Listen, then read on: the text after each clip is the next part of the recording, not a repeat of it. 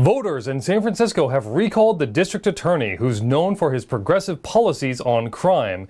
NTD's David Lamb speaks with one of the founders of the recall campaign. The results came in from the Department of Elections, and nearly 60% of voters voted to recall the San Francisco District Attorney Chesa Boudin out of office. Now, many Californians are unhappy about his policies, saying that he's too soft on crime and pro-criminal. Now, earlier I spoke to Richie Greenberg, a political commentator and also the one who led the campaign to recall Chesa Boudin.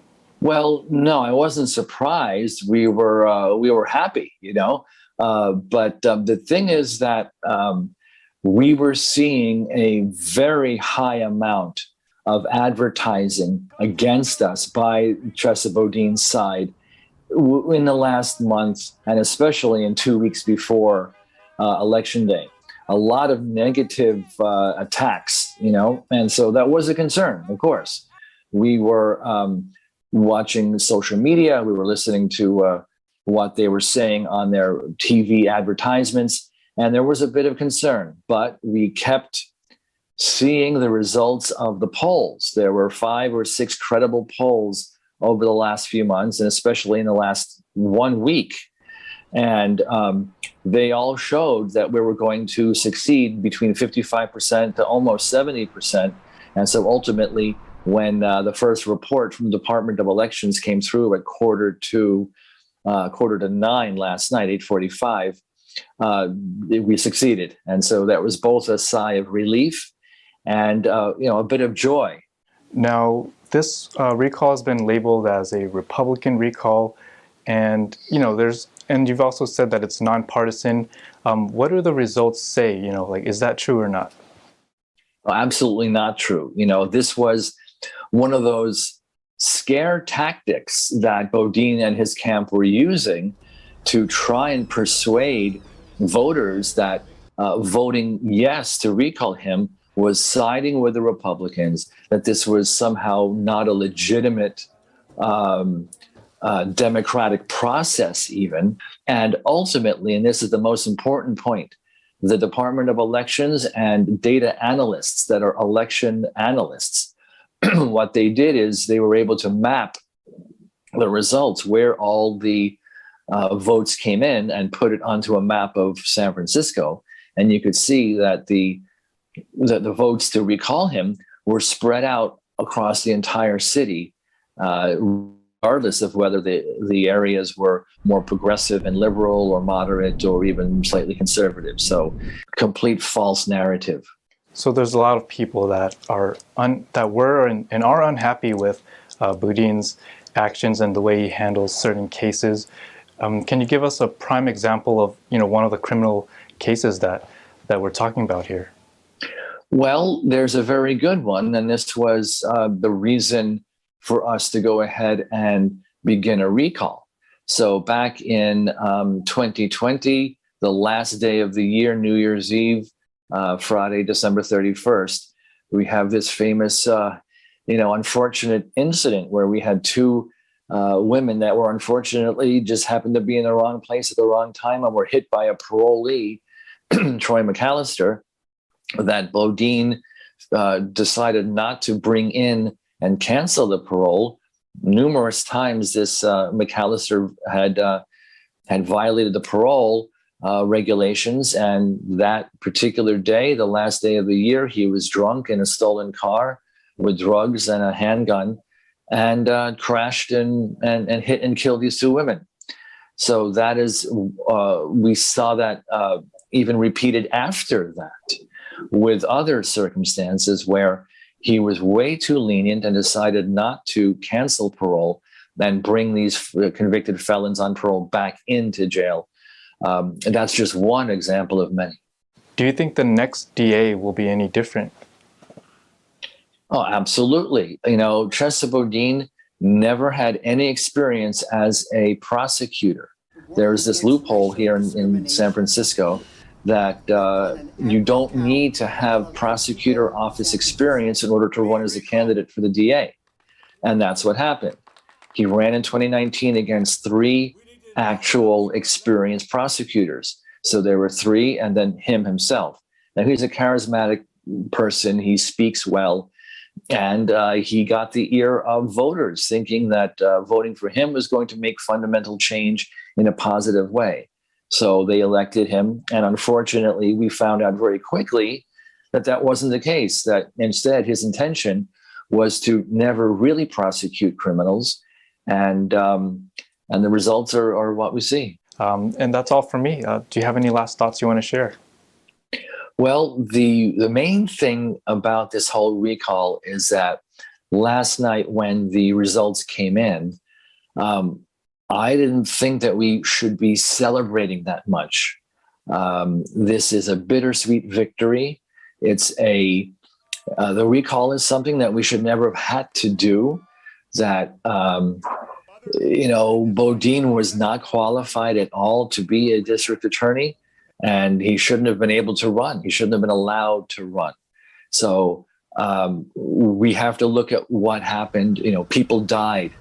People were injured. People were beaten. Stores were looted. Businesses wrecked as a result of Bodine. So, of course, I'm happy. We are happy. But it's a bittersweet victory. Greenberg says a lot of Boudine's policies are based on his upbringing, as both of his parents served time in jail. Now, I asked Greenberg, what are the chances of Boudin being re-elected if he decides to run again? He says, not very likely. I reached out to Boudin's office for comment, but he didn't get back to me by press deadline. David Lamb, NTD News, California. A military aircraft crashed in Southern California's Imperial County at around 12:30 p.m. The helicopter went down just west of the Glamis Dunes near the Naval Air Facility El Centro. 5 people are presumed dead. Military and civilian first responders are on site. The Secretary of State posted an incorrect election date in an email to voters. A Republican administrative official criticized the mistake along with the integrity of the election. Before Tuesday's primary election, California Secretary of State Shirley Weber wrote the wrong date in an email to voters. Weber wrote in the June 6th email, beginning this Saturday, May 28th, early in-person voting is available in Voters' Choice Act counties.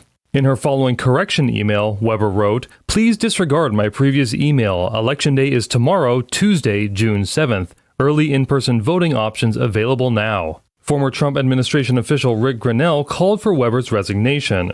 He told the Epoch Times institutions that are conducting elections are led by totally inexperienced leaders appointed by one person. It's truly outrageous that we have the system that we have. It's political patronage. Grinnell also raised questions about election integrity in the state. He said, "We're flooding mailboxes with a plethora of mail-in ballots. Everyone I know is getting multiple ballots, bad ballots, ballots for family members that have moved. The system is just a mess." California Governor Gavin Newsom appointed Weber as Secretary of State last year to fill the vacancy left by Alex Padilla. Padilla was appointed to the U.S. Senate after Kamala Harris was elected vice president. COVID relief loans are meant to help businesses that struggled financially as a result of pandemic lockdowns and mandates. But some people have allegedly taken advantage of those loans. One Southern California man has recently pleaded guilty to stealing COVID relief funds. A 35-year-old man from Orange County confessed to using sham companies to obtain COVID-19 relief loans. According to a June 3rd DOJ statement, Raghavendra Reddy Budamala agreed to plead guilty to federal criminal charges of bank fraud and money laundering of over $5 million. Budamala allegedly applied for 7 pandemic relief loans between April 2020 to March 2021. The Small Business Administration granted 6 of those loans. He claimed his 3 companies earned millions in revenue and applied for loans to cover payroll and business operations. After receiving over $5 million in funding, Budamala applied for loan forgiveness on several of the loans. According to the U.S. Attorney's statement, his shell companies all had bogus, non-existent, or residential addresses. Budamala bought 3 properties in Southern California, deposited nearly $3 million into his stock trading account, and invested in an EB-5 immigrant investor visa program. Authorities arrested Budamala on February 23rd after stopping him at the San Ysidro point of entry to Mexico. Budamala is scheduled to enter his guilty plea on June 21st. He will face a maximum sentence of 40 years in federal prison. Los Angeles City took a major step toward banning flavored tobacco. But as some organizations celebrate, others are not too thrilled. NTD's Jackie Rios spoke to a smoke shop owner to hear his reaction on the ban.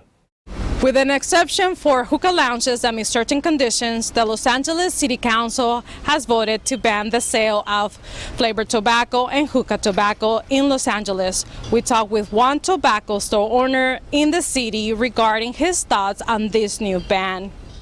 Marco Isa has been in the business for 20 years with 2 smoke shop businesses in the Los Angeles area. But I've seen so many products. Like, for example, beer is being sold with so many flavors. The other day I went to the market and I bought some Bud Light with strawberry flavor. All the time they try to affect the smoke shop business. You know, I think as a person, if you're 18 years old, I think you could make a choice. Then they change it to 21. I mean, they're always making the business hard for the smoke shop. He's one of the retailers whose business may soon be influenced by the ordinance banning flavored tobacco products. Every single pack, outside and inside, it has advertised. As you can see, you know, big warning. Every single package. If LA's mayor signs the ordinance, it will ban the city's 4,500 tobacco retail stores from selling flavored tobacco, including hookah tobacco. But existing smoke lounges will still be able to sell hookah products for on-site or off-site consumption. According to the California Attorney General's office, in California alone, 36.5% of high school students reported using tobacco products. Of those, 86.4% reported using a flavored product. And according to the U.S. Centers for Disease Control and Prevention, the tobacco industry has aggressively marketed menthol products to young people and African Americans, especially in urban communities. Marcos disagrees. Tell the truth, I don't believe so. The menthol itself, I used to smoke menthol cigarettes, Camel Crush, and I prefer a menthol over a regular cigarette. But I don't think I will stop smoking if the menthol disappear. I'll find some alternative. The National Association of Tobacco Outlets previously addressed the council with concerns stating, legal-age adults who currently buy these products will simply find other sources. The mayor has until July 1st to sign off on the ordinance. If that happens, the ban will take effect January 1st, 2023. Jackie Rios, NTD News, Los Angeles. Amid the baby formula shortage, mothers are looking for other ways to make up for the lack of milk. Some turn to milk banks for help. NTD's Eileen Ng visited one in Northern California to learn more about how it works. Mother's Milk Bank in San Jose started in 1974 to feed premature infants. It is the oldest operating milk bank in North America. The milk is being delivered by FedEx now. So this is milk from moms that are donating. The donor's milk is shipped and dropped off at this milk bank where it gets treated and processed for other babies. The nonprofit is part of an organization called Human Milk Banking of North America, which establishes the standard for milk banks. The donors go through an extensive screening, similar to blood donation, and they get tested for infectious disease. The other thing that we do is we get consent from the obstetrician, so the mom's physician and the baby's physician, to say that the mom is healthy and the baby's healthy, and then she's approved to donate her milk. They mix the milk from 3 to 5 donors to homogenize nutrients. The milk is put into bottles and heated in a water bath in the pasteurization room. So the bottles are submerged, and that ensures that the temperature of the water bath envelops the entirety of the bottle. The milk is brought up to 62.5 degrees Celsius and left in the water bath for 30 minutes. Then it's transferred into an ice bath to quickly cool down. The bottles are labeled, sealed, and put in the freezer. They are packed with dry ice so the milk stays frozen during shipping. When treated this way, pasteurized human milk has a shelf life of 12 months. Batista said they usually see milk shortages during the holidays and the New Year.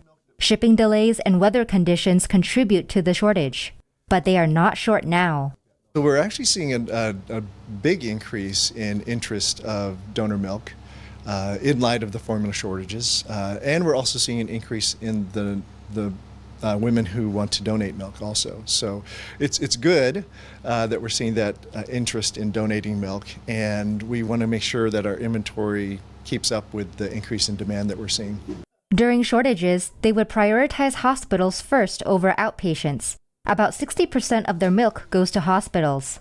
Donor milk is mostly for medical reasons, but mothers may also order if their milk is not available or not enough, or the baby's illness would need donor milk to help it. Human breast milk has a lot of bioactive components in it that aren't contained in formula. And those bioactive components and nutrients are beneficial for all babies. Most of this milk bank's donors are from California, but the milk is donated across the country.